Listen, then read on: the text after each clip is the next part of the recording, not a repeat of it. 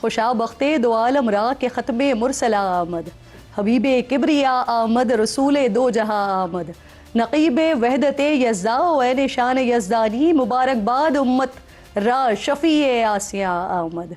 کائنات کی سب سے بلند مرتبہ ہستی، رحمت عالم، سرور دو جہاں صلی اللہ علیہ وآلہ وسلم کی ولادت باسعادت کا مبارک مہینہ ربیع الاول اہل اسلام کو بہت بہت مبارک ہو۔ اس کے ساتھ ساتھ اسلام کے نام پر معرض وجود میں آنے والی مملکت خداداد پاکستان کی 79ویں یوم آزادی بھی پوری قوم کو بہت مبارک ہو۔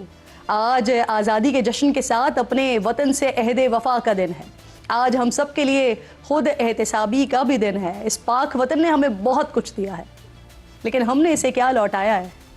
آج تقریباً 80 سال بعد بھی ہم کہہ رہے ہیں کہ نظام ناکام ہو چکا ہے۔ آج ہم یہ بحث کرنے پر مجبور ہیں کہ پاکستان کے لیے کون سا نظام بہتر ہے، حالانکہ ہمارے ساتھ آزاد ہونے والے ممالک ہم سے بہت آگے نکل چکے ہیں۔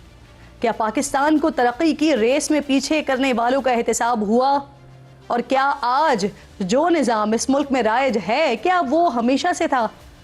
1944 برطانوی مصنف دیورلے نکولس نے اپنی کتاب ورڈکٹ آف انڈیا میں خدشے کا اظہار کیا تھا کہ اگر گاندھی چلے گئے تو نہرو ہوں گے، یا پھر راج گوپال اچاری، یا پٹیل، یا پھر درجنوں دیگر، لیکن اگر جناح چلے گئے تو ان کی جگہ کون لے گا؟ افسوس کی بات یہ ہے کہ ہوا بھی ایسے ہی۔ جب قائد اعظم رحمۃ اللہ علیہ کی وفات ہوئی تو ان کی جگہ لینے کے لیے کوئی نہیں تھا، اور شاید یہی وجہ ہے کہ آزادی کے تقریباً 9 سال تک ہم اس مملکت خداداد کو ایک آئین یا پھر ایک نظام تک نہیں دے سکے۔ 1956 یعنی تقریباً 9 سال تک گورنمنٹ آف انڈیا ایکٹ 1935 کو عبوری آئینی ڈھانچے کے طور پر استعمال کیا گیا۔ قانون ساز اسمبلی میں بھی وہی اراکین بیٹھے جو آزادی سے قبل 1946 کے الیکشن میں فتح یاب ہوئے تھے۔ قائد اعظم محمد علی جناح رحمۃ اللہ علیہ ملک کے پہلے گورنر جنرل اور لیاقت علی خان پہلے وزیر اعظم بنے۔ اسی عبوری آئینی نظام کے تحت 14 اکتوبر 1955 میں پاکستان کے مغربی حصے جس میں سندھ، بلوچستان، پنجاب اور اس وقت کا صوبہ سرحد شامل تھا، ان سب کو ملا کر ایک صوبہ مغربی پاکستان بنا دیا گیا، جبکہ دوسری طرف دوسرا صوبہ مشرقی پاکستان موجودہ بنگلہ دیش تھا۔ اس منصوبے کو 1 یونٹ کا نام دیا گیا جس کا مقصد سیاسی توازن قائم کرنا تھا، لیکن اس سے مزید مسائل پیدا ہوئے اور یہ نظام عوام میں شدید غیر مقبول ہوا۔ 15 سال قائم رہنے کے بعد یہ 1 یونٹ کہلانے والا سسٹم جولائی 1970 میں جنرل یحییٰ کے دور میں ختم ہو گیا۔ 23 مارچ 1956 کو ملک کا پہلا آئین نافذ ہوا۔ ملک باقاعدہ اسلامی جمہوریہ پاکستان بنا اور پارلیمانی نظام قائم ہو گیا، لیکن 2 سال بعد ہی یعنی 7 اکتوبر 1958 کو ملک کے پہلے صدر اسکندر مرزا نے پہلا آئین منسوخ کر دیا، اسمبلیاں تحلیل کر دیں، سیاسی جماعتوں پر پابندیاں عائد کر دیں اور جنرل ایوب خان کو چیف مارشل لا ایڈمنسٹریٹر تعینات کر دیا۔ چند دن بعد ہی حالات نے پھر پلٹا کھایا اور 27 اکتوبر کو جنرل ایوب خان نے اسکندر مرزا کو اقتدار سے الگ کر دیا اور خود صدر بن گئے۔ 1962 میں باقاعدہ صدارتی نظام نافذ ہوا اور جنرل ایوب خان نے وزیر اعظم کا عہدہ ہی ختم کر دیا۔ اس کے بعد 1969 سے تقریباً 8 سال تک یعنی پاکستان اسی صدارتی نظام کے تحت چلتا رہا۔ مارچ 1969 میں ایوب خان نے اقتدار چھوڑا تو جنرل یحییٰ خان نے سنبھالا اور 1962 کا آئین منسوخ کر کے ملک میں دوبارہ باقاعدہ دوسرا مارشل لا نافذ کر دیا گیا اور خود صدر اور چیف مارشل لا ایڈمنسٹریٹر بن گئے۔ یوں یہ اسی صدارتی نظام کی توسیع تھی جو جنرل ایوب نے متعارف کروایا تھا۔ 1971 میں بنگلہ دیش کی علیحدگی کے بعد جنرل یحییٰ خان نے اقتدار چھوڑا اور ذوالفقار علی بھٹو نے بطور چوتھے صدر اور پہلے civil chief martial law administrator اقتدار سنبھال لیا۔ 1972 میں عبوری آئینی نظام کے تحت صدارتی نظام حکومت چلائی گئی اور متفقہ آئین بنانے کے لیے سیاسی جماعتوں کے درمیان مذاکرات کا آغاز ہو گیا، جس کے نتیجے میں 10 اپریل 1973 کو قومی اسمبلی نے آئین منظور کیا اور اسی سال 14 اگست 1973 کو آئین نافذ ہوا اور اسی دن ذوالفقار علی بھٹو نے صدر کا عہدہ چھوڑ کر وزیر اعظم پاکستان کا منصب سنبھال لیا۔ اس آئین کے نفاذ کے ساتھ ہی پاکستان پارلیمانی نظام حکمرانی میں داخل ہو گیا، لیکن تقریباً 4 سال بعد ہی یہ نظام پھر ٹوٹ گیا۔ 5 جولائی 1977 کو جنرل ضیاء الحق نے حکومت کا تختہ الٹ دیا۔ 1 سال بعد 16 ستمبر 1978 کو جنرل ضیاء نے सदर मुमलिकत का ओहदा फिर संभाल लिया। इस दौरान तकरीबन 8 साल वज़ीर आज़म का मनसब अमलन गैर फाल रहा।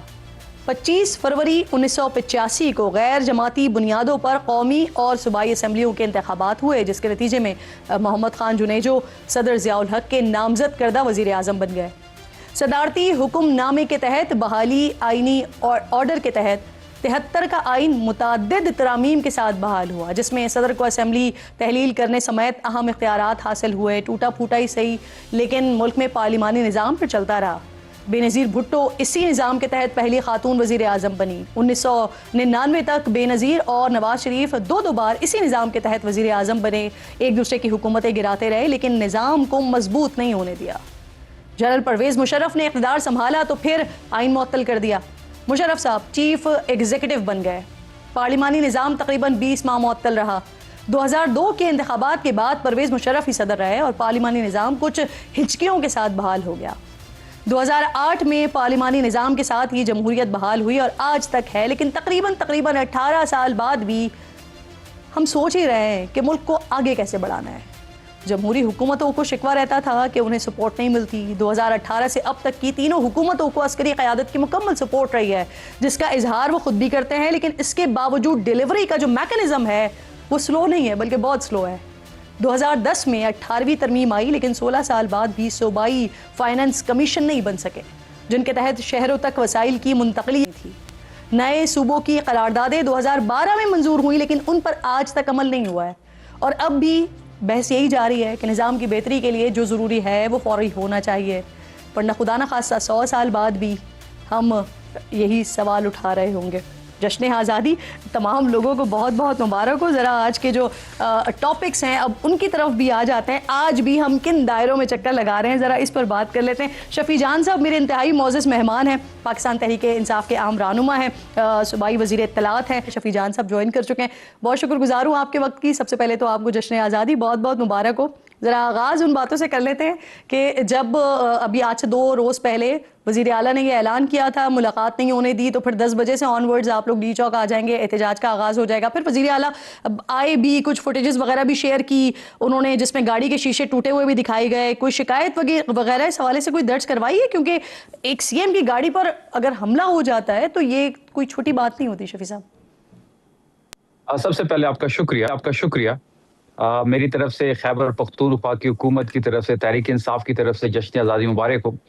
देखिए, आपने देखा होगा कि जब एक्सेस नहीं दिया गया तो सीएम अफरीदी साहब ने ये ऐलान किया था कि अगर जुमेरात के दिन तक एक्सेस नहीं दिया जाएगा तो हमने रात भर पूरे पाकिस्तान में हर चौक से डी चौक बनाना है। और फिर आपने मनाजिर देखे होंगे मुल्क के बेशतर हिस्सों के